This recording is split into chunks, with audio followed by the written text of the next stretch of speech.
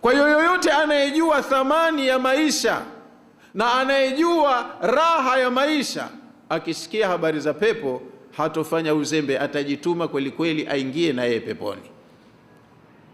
Watu wanaojua thamani ya mchezo, game kama kubwa kubwa za Yanga na Simba, watani wa jadi, basi yeye anasema hii sitaki inipite. Nauli hana, basi ataongea na watu wa milangoni awape kidogo kilicho chini ya kiwango cha ticket aingizwe, au mwingine mbabe atatafuta njia zake za ajabu ajabu apenye aingie, mradi aingie kwenye game, kwa sababu ule uzito wa ile game kwake anaujua yeye kwenye nafsi yake.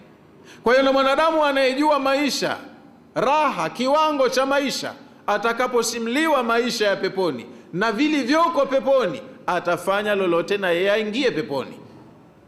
Ndio maana kwa mara ya kwanza Jibril alipoiangalia pepo, alipoikagua pepo, na akajua kwa ilmu aliyopewa hao wanaopangiwa kuja peponi hali zao, tabia zao, akatoa jawabu ile ya kwanza, la yasma'u biha ahadun illa dakhalaha, hatosikiapo yoyote habari za pepo ila ataingia peponi.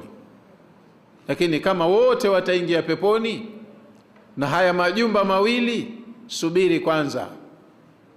Ikatolewa agizo jingine, pakawekwa pembezoni. Ndani kuzuri vile vile, hakujaharibiwa kitu, hamjapunguzwa kitu, lakini nje ya pepo kukawekwa vitu vya karaha.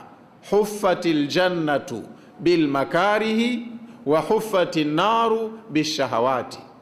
Pepo ni nzuri, ni mahala pa maisha ya fahari kabisa, lakini nje yake, kabla ya kufika huko peponi, nje kumezungushiwa mambo ya karaha. Karaha na karaha ni neno la Kiswahili tunatumia, makarihi neno la Kiarabu, lakini Kiswahili pia tunachukua neno hilo tunalitumia. Karaha huwa ni jambo lisilopendeza, linachukiza, lakini halina madhara, halikudhuru zaidi ya kuwa utakuwa umekasirika, umechukia. Ndo karaha. Umekupita pahala njiani ukakuta mtu kaweka kinyesi, ina kera, lakini wewe ukipita pembeni hukanyagi, si ushaona? Unapita pembeni hujakanyaga, lakini umechukia. Ile ndo karaha. Haikukudhuru huyo, unaenda zako, lakini athari yake itabaki, umekasirika, hukupenda. Ndo karaha.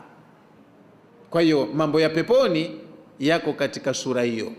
Hufiki peponi kama hujakabili hizi karaha kwanza. Kwa hiyo pepo ni nzuri na ahadi ya Allah ni kweli, sio kwamba anatania